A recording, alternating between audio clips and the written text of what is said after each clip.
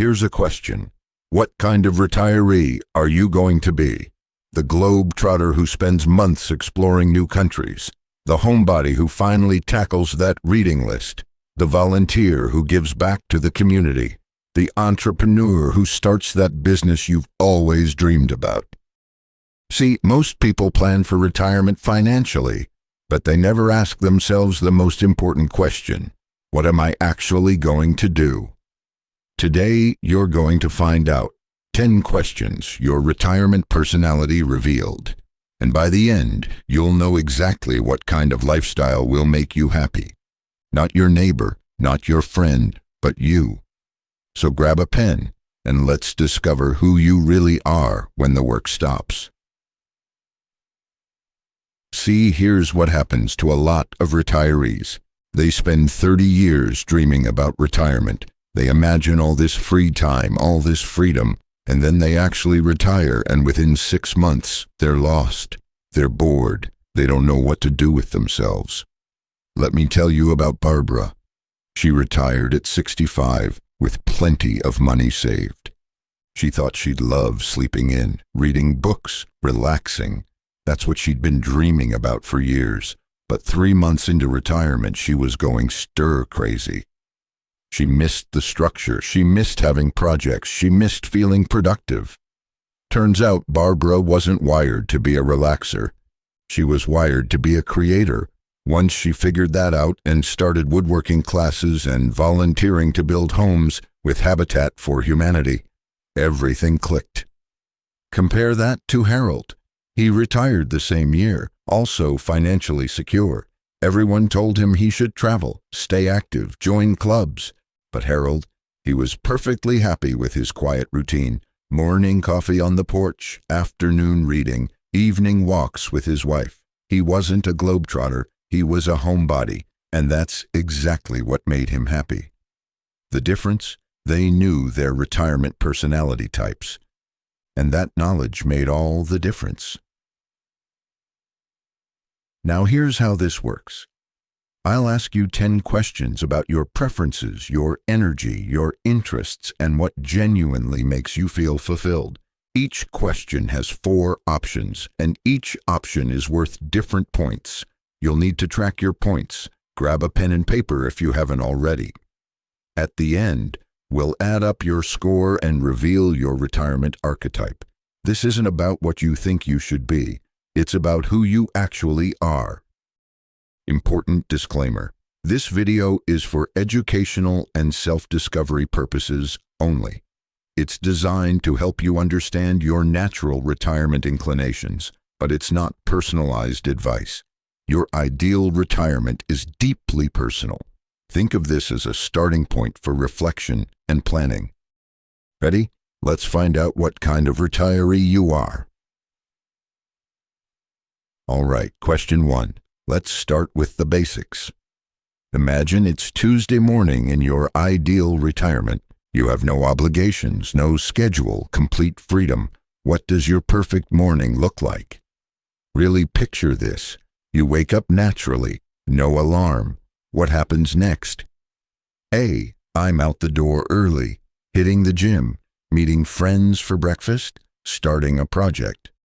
B. I'm planning something, researching a trip, organizing a family event, learning something new. C. I'm taking it slow, coffee on the porch, reading the paper, maybe a gentle walk. D. I'm creating something, writing, painting, gardening, cooking, building. Which one calls to you? Here's the scoring. A. Out the door early, 10 points. B. Planning something, 8 points. C. Taking it slow, 5 points. D. Creating something, 8 points. This first question reveals your fundamental energy pattern. Are you someone who needs activity and stimulation, or do you recharge through quieter pursuits? According to research on retirement lifestyles, the happiest retirees are those whose daily routines match their natural energy levels, not someone else's idea of what retirement should look like. Question 2. Travel. This is a big one for a lot of retirees. What role does travel play in your ideal retirement? According to Morgan Stanley's research on retirement spending, they identified a type called globetrotters, retirees who spend a significant fraction of their budget on travel, especially in early retirement. But not everyone's a globetrotter, and that's perfectly fine. Your travel style. A. Major priority. I want to travel extensively, multiple big trips per year. B. Regular feature. A few meaningful trips annually, domestic and maybe international. C. Occasional treat. One nice trip per year, but it's not my main focus. D. Minimal interest. I prefer staying close to home. Day trips are enough. Be honest. What genuinely appeals to you? Points. A. Major priority, 10 points. B. Regular feature, 8 points. C. Occasional treat, 5 points. D. Minimal interest, 3 points. Here's the thing about travel in retirement. It sounds romantic until you actually think about airports, long flights, jet lag, unfamiliar places. Some people thrive on that. Others find it exhausting.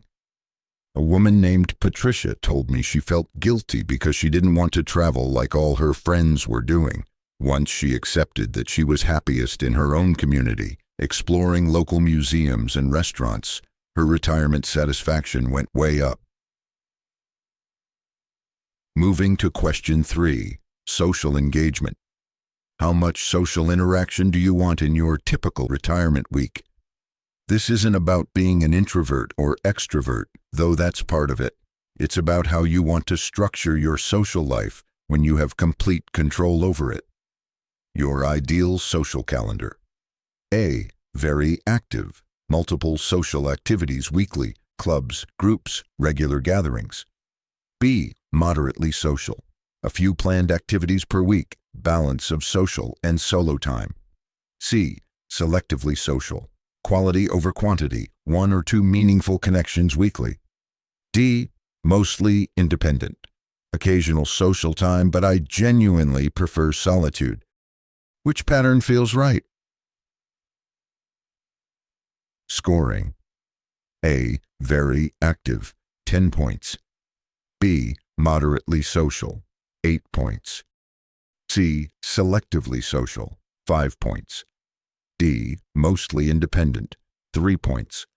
Research on retirement communities shows that residents report better emotional and intellectual wellness when they have access to social amenities. But here's the key. Access doesn't mean obligation.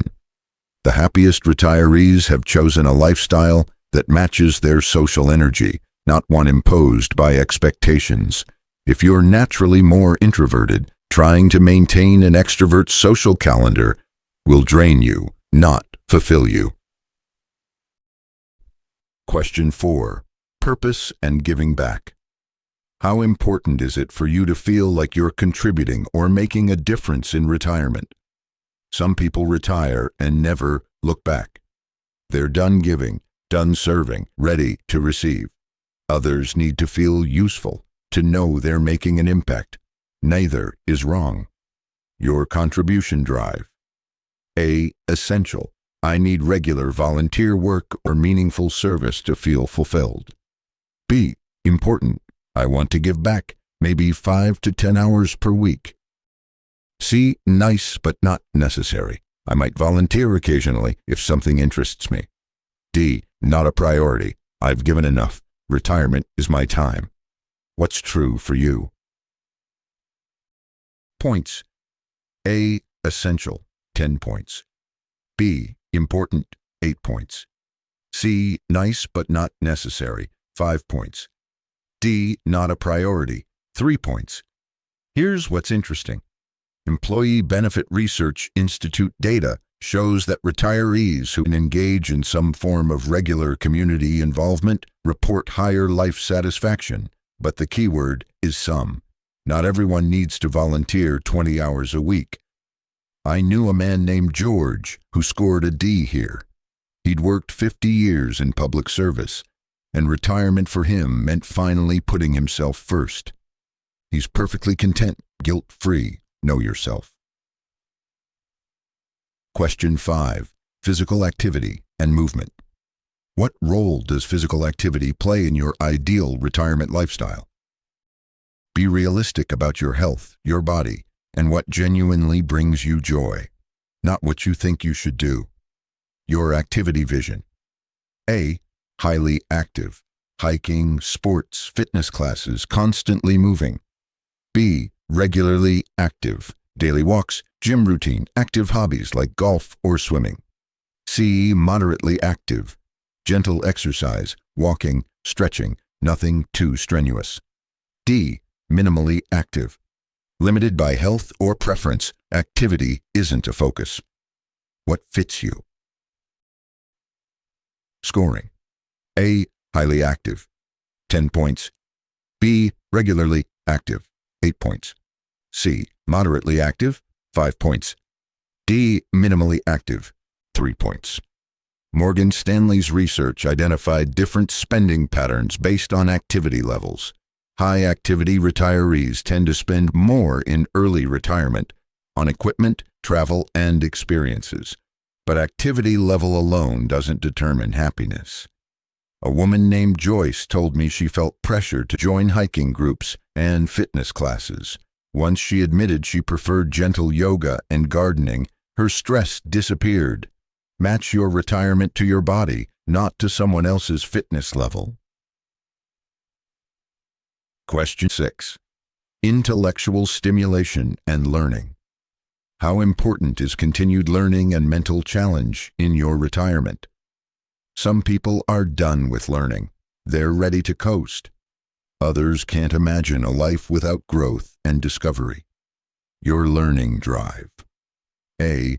Very important. I want classes, workshops, new skills, constant intellectual challenge.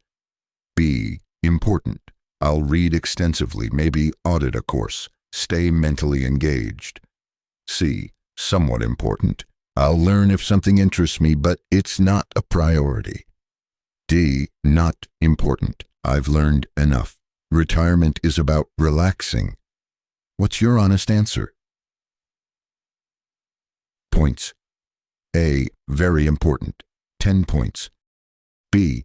Important, 8 points. C. Somewhat important, 5 points. D. Not important, 3 points. Research shows that lifelong learning is associated with better cognitive health and life satisfaction in retirement, but that doesn't mean formal education. It could be learning a language, mastering a hobby, studying history for pleasure. The key is whether you need that intellectual stimulation to feel alive. Robert retired from teaching and told me, if I never see another textbook, it'll be too soon. He's perfectly content with novels and documentaries. His retirement, his rules. Question 7. Your home base. Where and how do you want to live in retirement? This isn't about whether you can afford it. It's about what genuinely appeals to you. Your living vision. A. Downsize dramatically. Smaller home, retirement community, less maintenance. B. Stay put. I love my current home and community. Why change? C. Relocate. Move to a better climate, lower cost area, or closer to family. D. Split time. Maintain multiple residences or travel extensively. What sounds ideal? Scoring. A. Downsize dramatically, 8 points. B. Stay put, 5 points. C. Relocate, 8 points. D. Split time, 10 points. According to data from retirement communities, residents often report better wellness when they've chosen housing that matches their lifestyle preferences rather than just their budget. Life plan communities average entrance fees of $400,000 with monthly costs over $5,000, but residents value the maintenance-free lifestyle and access to care. But that's not for everyone. My neighbor Eleanor downsized to a condo and loves the freedom from yard work. Her friend Margaret stayed in her family home and couldn't be happier. Your home should support your lifestyle, not constrain it. Question 8. Post-retirement work. How do you feel about earning income or working in some capacity after you officially retire? For some people, retirement means done with work forever. For others, the idea of staying somewhat engaged professionally is appealing. Your work mindset? A. Definitely. I want part-time work, consulting, or a small business. B. Maybe. I'm open to it if the right opportunity comes along. C. Probably not. Only if absolutely necessary financially. D. Absolutely not. Retirement means done with work, period. Which is most true for you? Points. A. Definitely. 10 points. B. Maybe. 8 points. C. Probably not. 5 points. D. Absolutely not. 3 points. Here's what's interesting. 2025 trends show increasing numbers of retirees engaging in part-time work, gig economy jobs, or small business ventures, not necessarily for money, but for purpose and engagement. This is especially common among what researchers call early birds, those who retire early and maintain higher activity levels. But if you're scoring low here, that's valid too. After decades of work, wanting to be completely done is legitimate. Thomas retired at 66 and told me, "I loved my career, but I'm finished. Retirement for me means hobbies, not another job," and he's thriving. Question 9. Your spending approach in retirement.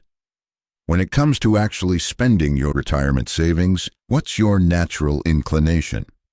Be honest about your relationship with money, not what you think financial advisors want to hear. Your spending style. A. Spend freely. This is what I saved for, time to enjoy life. B. Spend strategically. Splurge on what matters, save on what doesn't. C. Spend conservatively.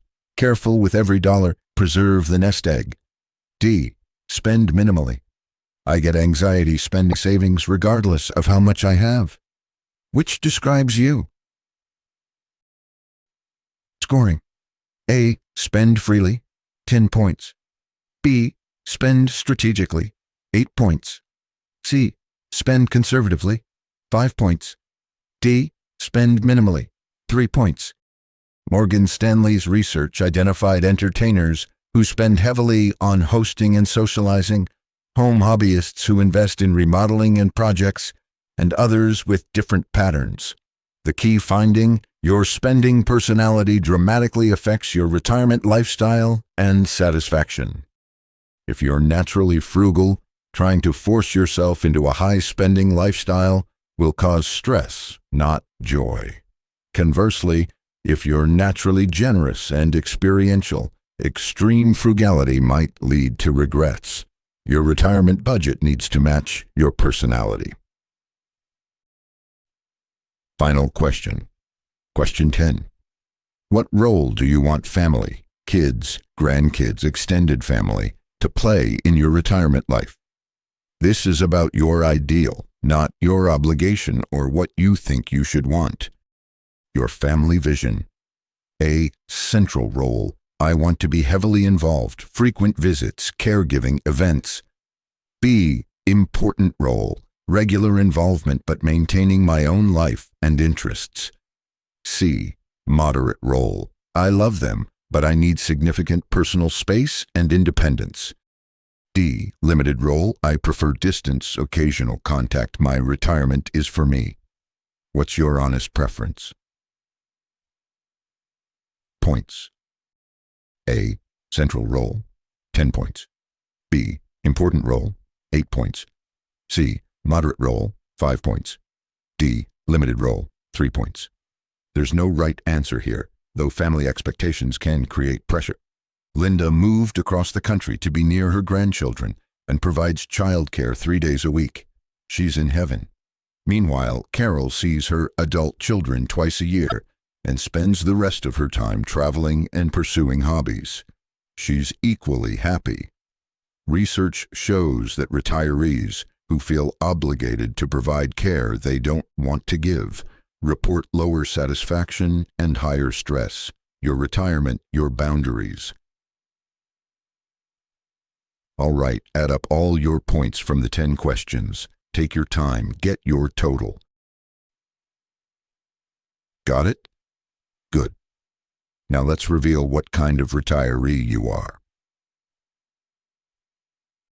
If you scored 80 to 100 points, you're the active adventurer. You're the globetrotter, the early bird, the go-getter. You retire to do things, travel extensively, take on new challenges, stay constantly engaged. According to Morgan Stanley's research, adventurers like you tend to spend more heavily in the early years of retirement, especially on travel and experiences. Your retirement will be anything but boring. You'll probably have a packed calendar, new hobbies, maybe even part-time work or business ventures. Your challenge: don't burn out. Even adventurers need downtime. Budget realistically for your active lifestyle. You'll likely need more money than the standard retirement calculator suggests, and build in rest periods. Some of the happiest adventurers I know schedule quiet months between big trips to recharge. Your ideal day includes morning workout or activity, planning your next adventure, social events, learning something new, staying constantly stimulated. You might consider retirement communities with lots of amenities, locations near airports for easy travel, part-time consulting work to stay engaged. If you scored 60 to 79 points, you're the balanced engager. You want the best of both worlds. Activity and rest, social time and solitude, adventure and routine. You're not trying to recreate your work life, but you're not checking out completely either. You value structure but want flexibility. You'll travel but not constantly. You'll volunteer but maintain boundaries. This is actually one of the most common and sustainable retirement styles. You're less likely to experience the boom and bust spending pattern some adventurers face. Your spending will be moderate and steady. Your challenge: don't let guilt drive your choices. You might feel pressure from more active friends to do more, or judgment from relaxers who think you're too busy. Stick to what works for you. Check in with yourself annually to make sure your balance is still right. Your ideal day includes morning coffee and planning, a meaningful activity or project, social time with close friends, exercise or movement, and evening relaxation. You might consider staying in your current home but downsizing slightly, joining selective clubs or groups, planning 2 to 3 meaningful trips per year.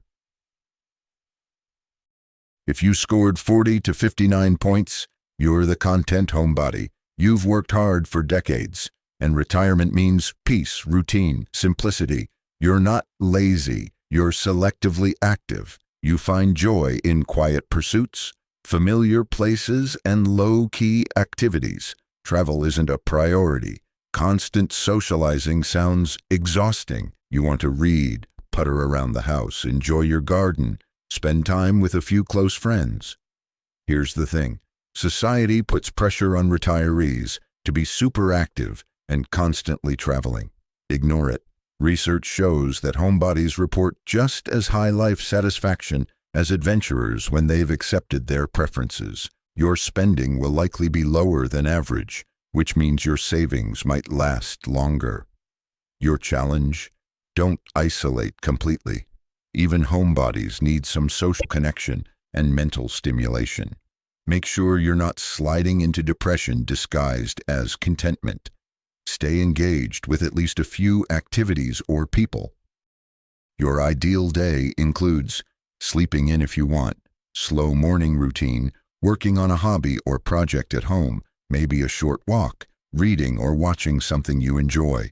Simple pleasures. You might consider staying in your current home, joining one local group for minimal social interaction, occasional day trips rather than extended travel. If you scored 30 to 39 points, you're the quiet contemplative. You value solitude, simplicity, and minimal stimulation. You might have health limitations, or you might simply prefer a very calm, quiet life. Your retirement is about rest, reflection, and peaceful routines. You've earned the right to disengage from the busy world. Your spending will be minimal, which is good. You likely won't need as much money as more active retirees. Your needs are simple, and that's a strength, not a weakness. Your challenge: monitor for isolation and depression. There's a difference between choosing solitude and being lonely. Make sure you have at least 1 or 2 meaningful connections, even if they're infrequent. Consider technology to stay connected with family without the exhaustion of constant visits. Your ideal day includes quiet morning at home, simple routine activities, maybe a phone call with someone close, gentle activity if health permits, peaceful evenings. You might consider downsizing to reduce maintenance stress, arranging for help with tasks that are becoming difficult, maintaining at least 1 regular social touchpoint. So there you have it, your retirement lifestyle archetype. Now here's what I want you to remember. First, these aren't permanent labels. You might be an adventurer at 65 and a homebody at 75.